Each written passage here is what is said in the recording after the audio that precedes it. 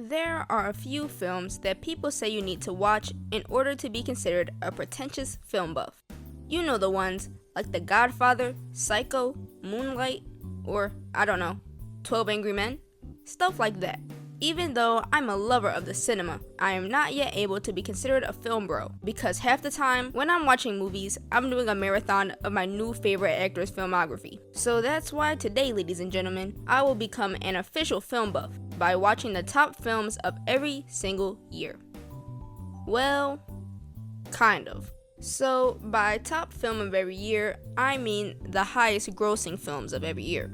And I'm gonna go off of how much each film made in its lifetime rather than how much each film made in its year it came out, just to make it more simple. So we're gonna start off in 1929 with the first talking film, because I could not sit through the silent films. I will go over all of the plots of the films, give my opinion, then I'll put the film in my handy little tier list. I will rank the movies by the star rating I gave them on Letterboxd, and also you can follow my Letterboxd. And I just wanted to say a trigger warning, since these films are so old, of course there will be some questionable things when it comes to race and gender relations, so be aware of that. So get your snacks, get comfortable, and let's get ready for our first film in 1929. So the highest grossing film in 1929 was The Broadway Melody. It's a musical romance, it has a 100-minute runtime, and it was the first sound film to win an Academy Award for Best Picture. It pretty much is about this guy named Eddie and these two sisters named Harriet or Hank and Queenie. He brings the two sisters to New York City to do a Broadway show with him and to make it big in the Big Apple. While they're in New York, there are a lot of sister quarrels and relationship quarrels. Eddie is engaged to Hank, but Eddie ends up falling for Queenie. Queenie also dates this other guy named Jock, and Hank and Eddie do not approve of this guy. Queenie confesses her love to Eddie, but then she runs away to Jock because she doesn't want to go after her sister's man. Jock tries to make some inappropriate advances at her, but Eddie comes to save her in time and beats the other guy up. So Queenie and Eddie end up together. The sisters' relationships with each other is a bit questionable by the end, but Hank also doesn't really like Eddie after he cheated on her, but she's happy for her sister. Queenie then decides to stop show business to settle down with Eddie, and Hank gets a new show partner. Well, this movie was okay. It wasn't bad, but it wasn't very immersive to me, and it was a little boring at times. It definitely was a milestone for film history though, since it was the first sound film to win Best Picture. It also has a few sequels too, but it honestly just wasn't for me. So I'll put it in the okay tier, since I rated it 2 stars on Letterboxd. We start off the 1930s with our second film, All Quiet on the Western Front.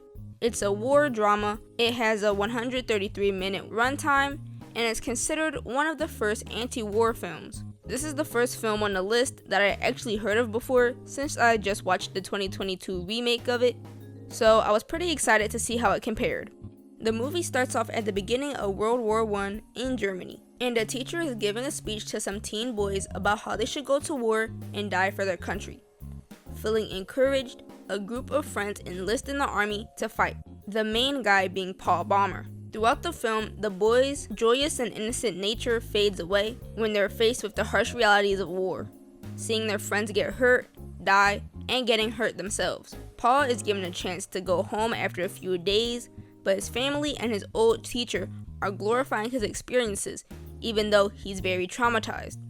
Paul ends up going back to the war since he feels like no one understands him at home. He finds out that many of his friends died while he was gone, and even the mentor that he looked up to died too. The film eventually ends with Paul on the front lines again, and he sees a butterfly. He tries to reach for it, but then he is seen and shot by an enemy sniper before he can touch it.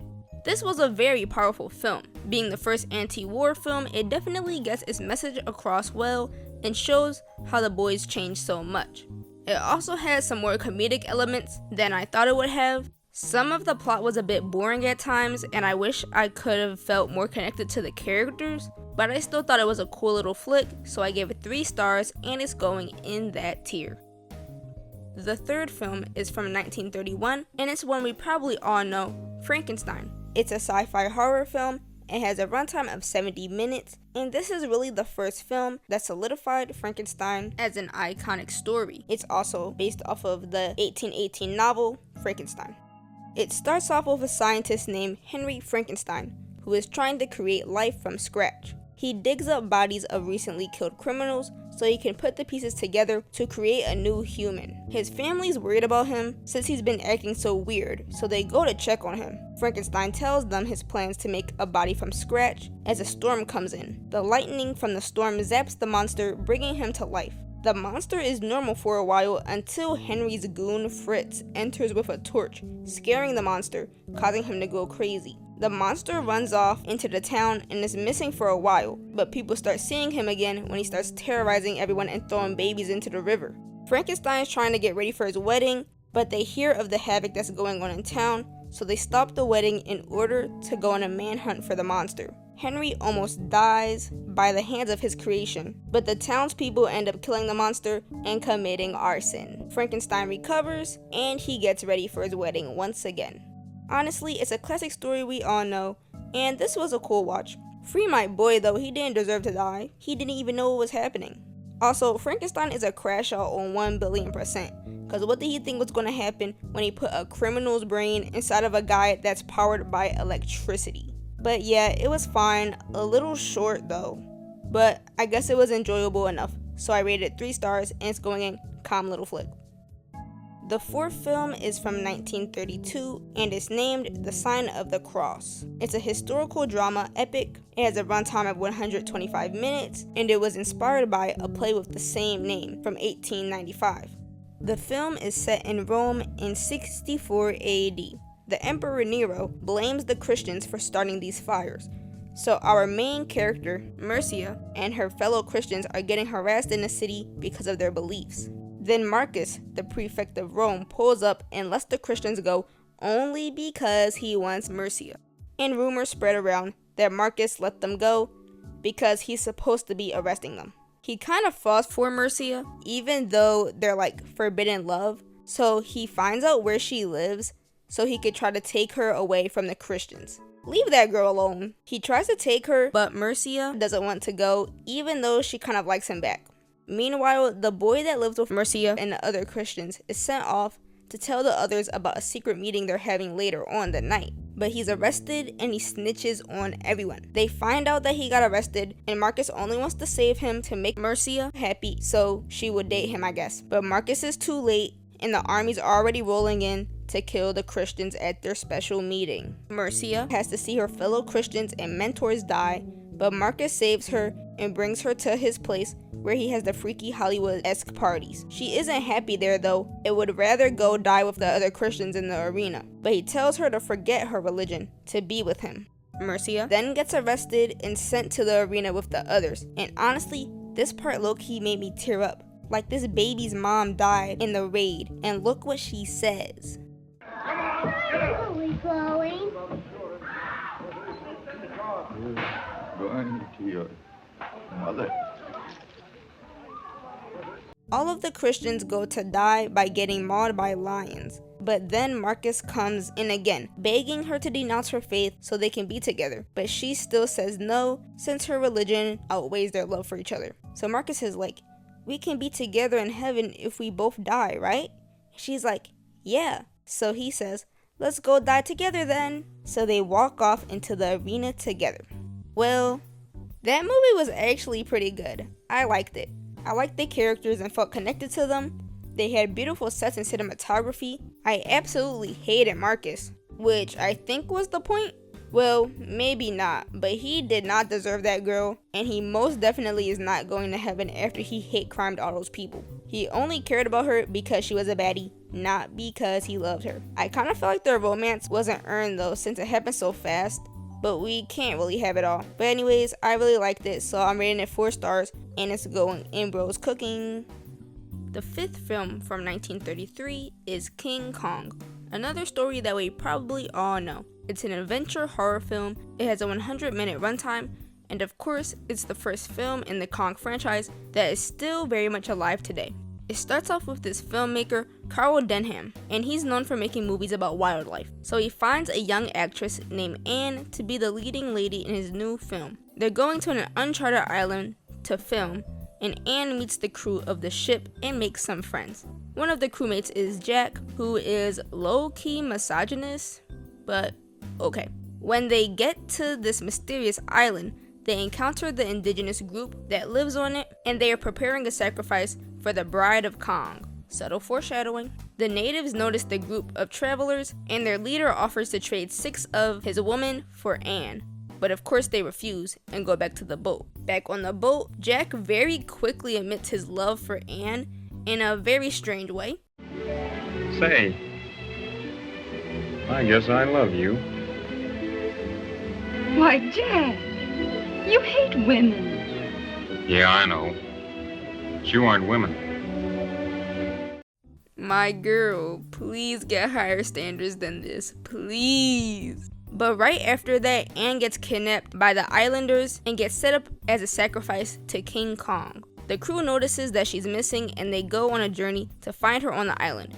They encounter various monsters like dinosaurs and large reptiles, causing most of the crew to die. Kong also has a few epic fights with a T-Rex, but Carl ends up knocking Kong unconscious with a gas bomb, and for some reason he decides that since he wasn't able to record the movie, he'll bring Kong back to New York City to be the 8th wonder of the world. Wow, what a great idea. So he brings Kong to Broadway and the people are in awe. Anne and Jack are engaged now too, and at the premiere. But when the press is taking pictures of them, Kong thinks that they're hurting Anne, so he starts crashing out and terrorizing the city. He kidnaps Anne again, climbs up the Empire State with her in hand. Then they shoot Kong down with some fighter jets, and he finally dies with one last glance at Anne. She's safe again with Jack, and Carl says, Oh, no. It wasn't the airplanes. It was beauty killed the beast. I really liked this movie. I thought that I wouldn't be too into the monster flicks, since I liked Frankenstein a bit less, but I do enjoy this one more. The stop motion animation is beautifully done and it's very immersive. It still holds up today and it's really merged well with the live action. I like that it only had a few main characters since I don't like when it's too many. I liked Anne and Carl. Jack was pretty questionable though, but what can you do, it's the 1930s. Surprisingly, there were some people of color in this film, a crewmate named Charlie, who is from China, and the members of the indigenous group were black. But I really like this film, that's why I gave it 4 stars, and it's going in Bro's Cooking. The 6th film is from 1934, and it's called The Merry Widow. It's a musical comedy, it has a runtime of 99 minutes, and it was inspired by the 1905 operetta of the same name. It takes place in 1885, and it's about this lady named Madame Sonia. She's the richest widow in the small European country of Marshovia. One day, Sonia decides to end her widowhood and move to Paris. The king of Marshovia is very nervous about her leaving since she's so rich that her taxes basically fund the whole country. So if she leaves, the economy will be destroyed. So the king and his wife decide to find her a suitor so Sonia can get married and keep her money in Marshovia. The king decides to pick certified playboy Count Danilo as a punishment because he caught him trying to flirt with his wife. Now it's Danlilo's top secret government mission to seduce the widow and marry her. They meet at a party, but Danlilo doesn't know that it's the widow he's meeting. He just thinks it's a random lady. The pair flirt and tease each other all night, but through their conversation, he reveals that he's just another player and only messes with women for the short thrill. This is when he finds out that she's the rich widow, and now she's upset that he's just been telling her what she wants to hear all night. So my girl runs off. At first, Danlilo doesn't want to talk to her, but throughout the night, he convinces her again that he really likes her, and he's not going to be a playboy anymore. The newspapers find out about the king's plan to make Sonia stay, and Sonia hates Danlilo for it, so she leaves him, and Danlilo gets arrested for treason since he refuses to go through with the plan. The kingdom goes bankrupt, but one day, my girl decides to go visit Danlilo in jail, and the king and his goons are still trying to get them together, even though they hate each other now. But their matchmaking works, and they end up getting married after all. I surprisingly really loved this movie. The sets were great, the costumes were great, the jokes were great, and I really enjoyed all of the characters. Sonya was a girl boss, and she clocked Dan Leo like 10 million times. Dan Leo was hilarious and a lovable guy. The king and all of the characters were great too. The comedy was very witty and made me laugh. The songs were pretty nice. The story was a bit cheesy, but I'm okay with cheesy sometimes. The film was great, and I'll definitely recommend that you give it a watch. 4.5 stars, and it's going in peak fiction. The 7th film, which is the top film of 1935, is Mutiny on the Bounty. It's a historical adventure drama. It has a runtime of 132 minutes, and it's based off of a true story. The story being the mutiny on the HMS Bounty in 1789. It starts off in England with William Bligh commanding the HMS Bounty, a royal naval vessel. He forces some guys in a pub to join him on his voyage from Portsmouth to the Polynesian Islands to Jamaica. There's also Fletcher Christian, who is the executive officer of the ship. Through a 2-year voyage, Bligh treats his crewmates very harshly, often punishing them in extreme ways. But Christian disapproves of this harsh treatment. They finally land at the island of Tahiti, and the native islanders greet them with open arms, since Bligh apparently knows their leader. The guys also get a little comfortable with the women on the island, surprisingly, with their consent. But anyways, Christian falls for the leader's daughter, and when they prepare to leave for the next island, he says that he'll see her again one day. Back on the boat, the men are talking about taking over since Bligh killed one of their beloved crew members from one of his punishments. So Christian joins in with the crewmates and helps to take over. They throw off all of the high-ranking members besides Christian and another guy named Byam. But the other guy doesn't really approve of their takeover. The other high-ranking members are now on a small boat with a limited amount of resources. Christian also commands the crew to go back to the island of Tahiti. Months later, Christian gets married to the Polynesian woman and they're having a baby. The crew is also enjoying life on the island, but Bligh's crew somehow survives and pulls up to the same island. This is when Byam and Christian split ways. Christian goes with some of the crew back to the boat, and Byam stays on the island with some of the crew. Bligh thinks that Byam was a part of the mutiny, so he gets him arrested and brought back to England, but he gets pardoned by the king. And finally, Christian finds an uninhabited island and decides to live there with his new wife and the crew. They finally burn the boat when they land on this new island. Well, this movie was okay. It wasn't bad, but it just wasn't for me. It definitely shows the hardships of living on a boat for 2 years against your will. I found some of the parts interesting, but some of the parts boring. And I thought it was kind of funny that they're British but then have American accents. People say this film has a load of historical inaccuracies, which I don't really know much about, but I can kind of believe it, judging from how the indigenous women treated those guys as soon as they got off the boat. Like, you know full well those young women did not want an old man that hasn't washed up in 2 years. But you know, same problem with Pocahontas. I thought it was nice that they used real Polynesian people for the film, and this film is the first film that I recognize an actor by name, since Clark Gable plays Christian, and we'll see a lot more of him later. But anyways, the film was okay, pretty mid though, so I rated it 2.5 stars, and it's going in calm little flick. The 8th film from 1936 is called San Francisco. It's a musical romance. It has a runtime of 115 minutes, and it was based off an earthquake in San Francisco in April of 1906. On New Year's Eve in 1905, this saloon owner named Blackie Norton hires an aspiring opera singer named Mary Blake to sing at his club, and as she works there, she becomes the star of the place. Mary and Blackie kind of get close to each other, but she doesn't want to pursue him since he is a playboy and since he's not a Christian. She also has a constant back and forth about working for Blackie and following her dream of being an opera singer. She has the choice to work at an opera house or stay at the club. She chooses Blackie though, since she really likes him. But later on, she ends up taking the deal to work at the opera house. One day, Blackie visits her show and she realizes that she still loves him, so she asks him to marry her. Wow, girl boss. She also started dating the guy that hired her at the opera house, and he confronts her about this, and Blackie gives her the ultimatum to stay at the opera house and live her dream, or get married to him and come back to the club. Not cool, bro. And she ends up deciding to go back with Blackie. A lot of stuff goes down after that. Blackie and Mary break up again, his club gets raided by the police, and then their city has their annual ball. But Blackie doesn't have anyone to represent his club. Mary steps up to perform for his club, and she wins the prize for his club. But then Blackie crashes out since he's mad at her for leaving him and getting with the Opera House guy. But after he crashes out, an earthquake starts and the building starts falling? After most of the damage is done, Blackie goes around the rubble of the city looking for Mary, hoping that she's still alive. He finds Mary and she's singing for the deceased people who passed away from the earthquake. He thanks God that she's alive, pushing away his disdain for religious beliefs, and they finally reunite. I did not realize that this movie was going to be based off an earthquake, so I just thought it was a silly little musical romance. But then everyone started dying? I must say, the earthquake scene was really impressive though. The special effects were great, and Blackie's emotions really got to me through the scene. I low-key think they made a whole romance movie just to talk about the earthquake at the end. Like, why not just make a movie talking about the earthquake only? I guess people in the 1930s needed their fix of the Clark Gable fan service somehow.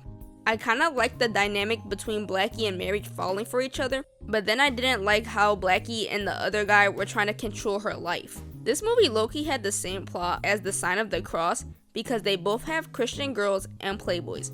The playboy is not religious and wants the girl to give up something for him, but by the end they turn to Christianity. So that's kind of funny. But anyways, I rated it 3.5 stars and it's going in Bro's Cooking. The ninth film, from 1937, is a film that we all should definitely know. Snow White and the Seven Dwarfs. This is the first film on the list that I actually watched before.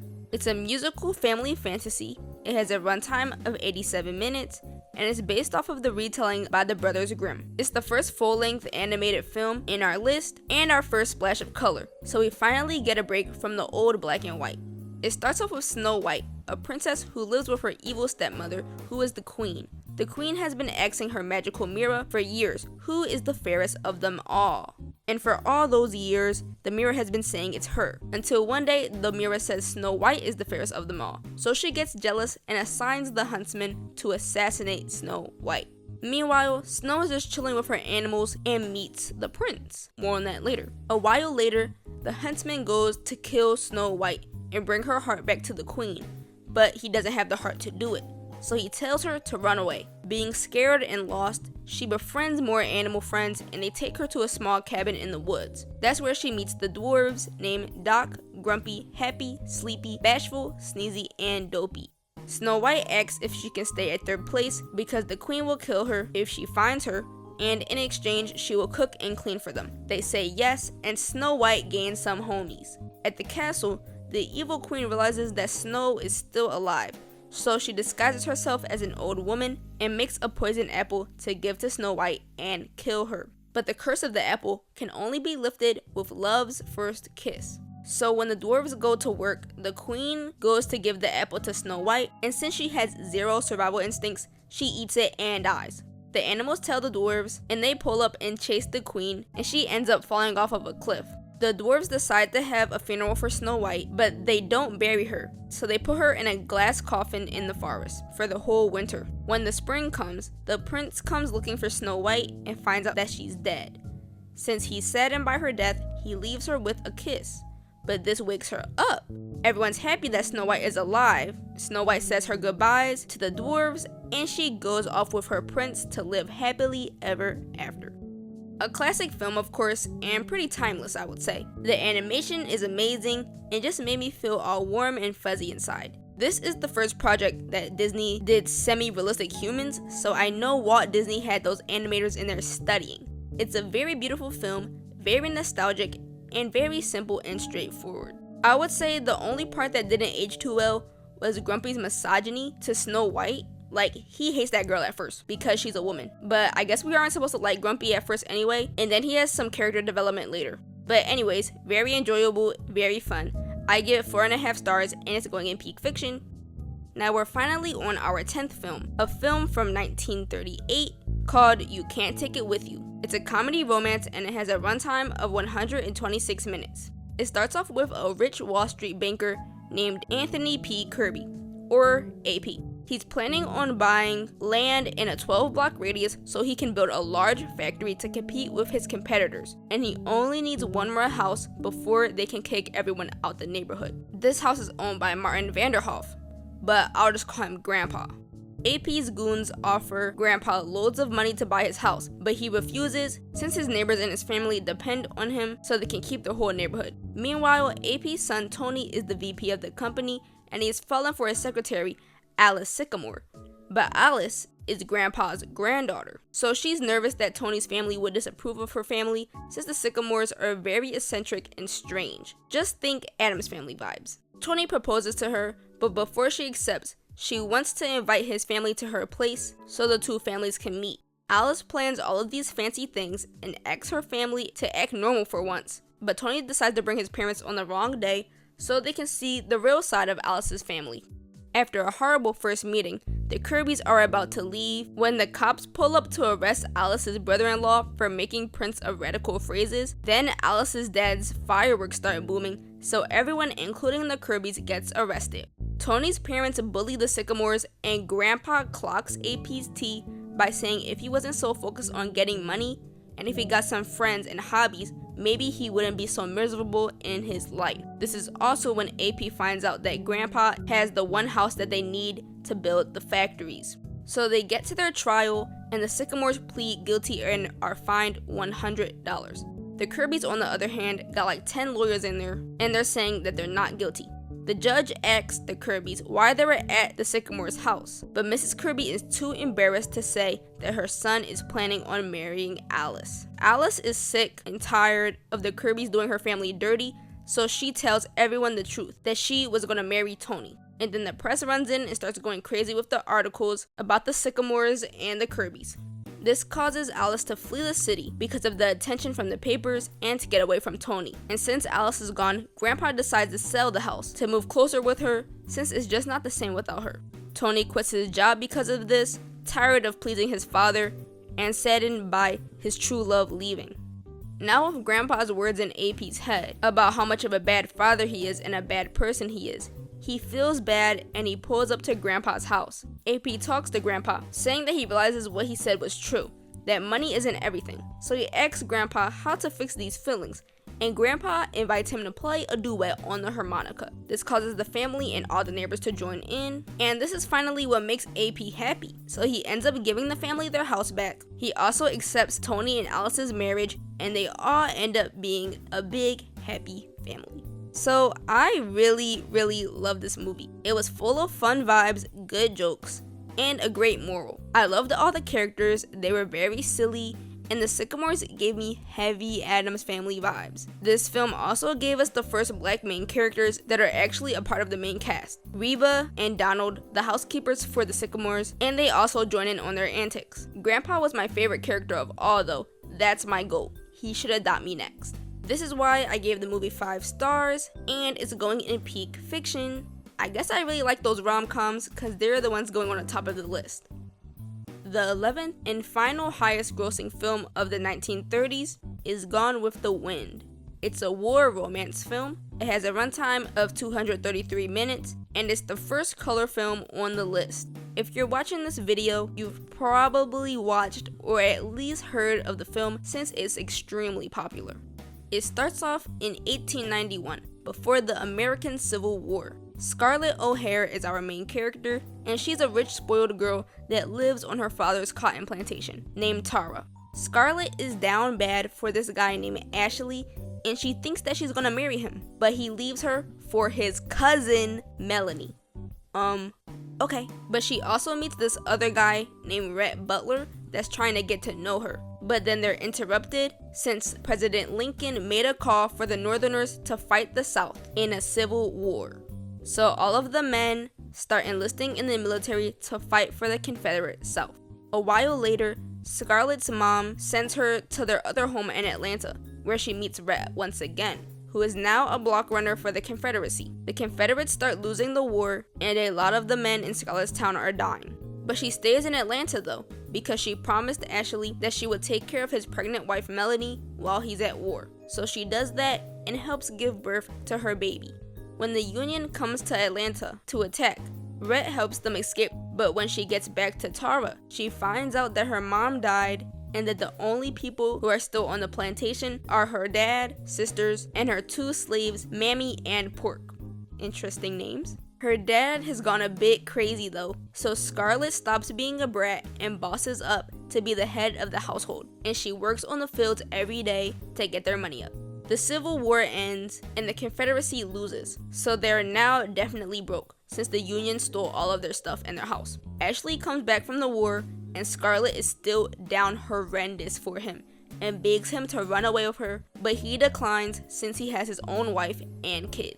Also, her dad dies in the most stupid way ever while trying to chase after some guy in the Union. He was chasing the guy on horseback, then tried to jump over the fence with the horse, but then the horse trips and he falls and dies. So now Scarlett has no dad and no money to pay her taxes. So she decides to boss up and go visit our old friend Rhett, who is in a Union prison, to ask him for money, but he says no. So she decides to scam her sister's fiance and marry him for the bag so she can pay to keep the plantation. She makes her own store with her man and Ashley, her man in her dreams, and then her husband dies somehow.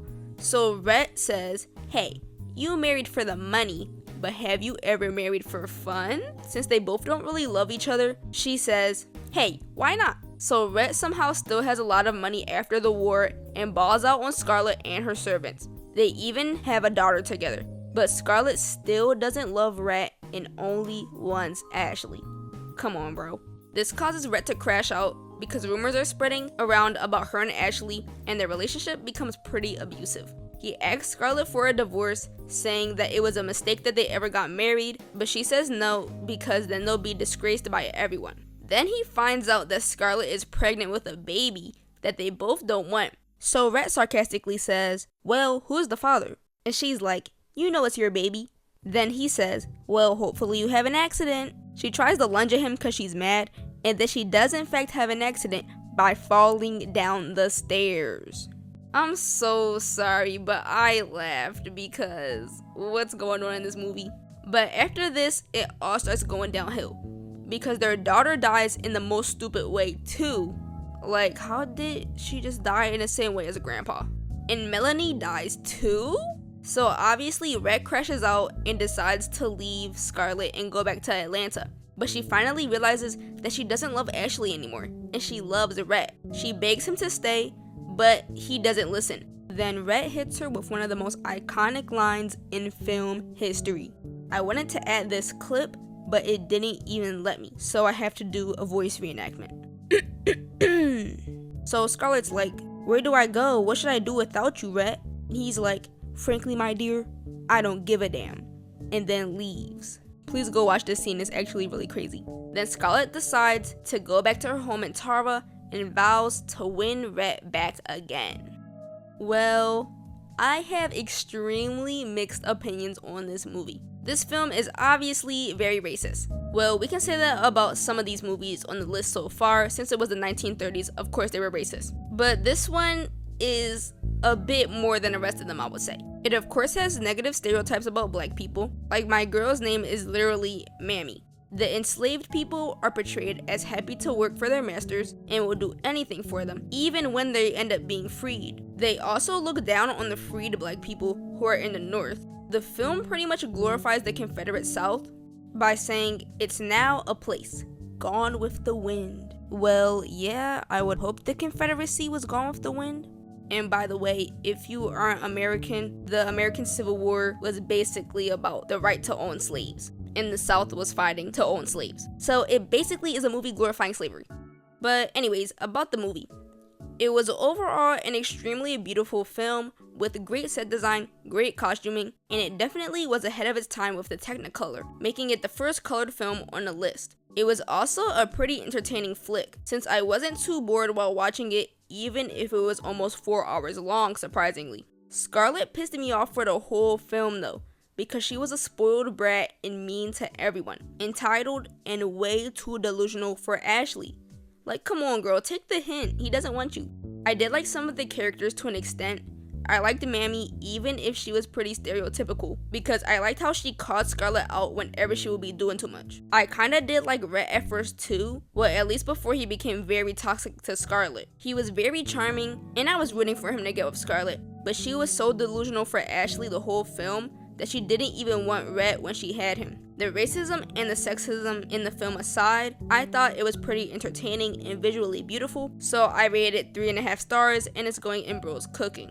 I also kind of find it funny how they marketed this film as the greatest romance of all time, when the two people who are supposed to be so in love with each other do not even love each other, and Scarlet didn't even want Rhett in the first place. So it wasn't the greatest romance of all time, but it sure was an entertaining one. So we just finished ranking the highest grossing films of every year in the 1930s. So let's go over the tier list. In first place, in peak fiction, we have You Can't Take It With You. Next, we have The Merry Widow. And then there's Snow White and the Seven Dwarfs. In Bro's Cooking, we have King Kong, The Sign of the Cross, Gone with the Wind, and San Francisco. In Calm Little Flick, we have All Quiet on the Western Front, Frankenstein, and Mutiny on the Bounty. Lastly, in OK, we have The Broadway Melody. And there's nothing in Flop City yet, which is pretty good. I'm going to do each video in this series by decade, since this video is already getting long just with the 1930s plus 1929. So I'll probably make about 9 videos going over the rest of the films. So if you want to see the list before the next video, it will be linked down below on my Letterboxd account. If you want to be ready for the next video, where we'll go over the top films of the 1940s, make sure to subscribe, and if you enjoyed, make sure to comment what's your favorite movie so far. I hope you enjoyed, and I hope to see you in the next video.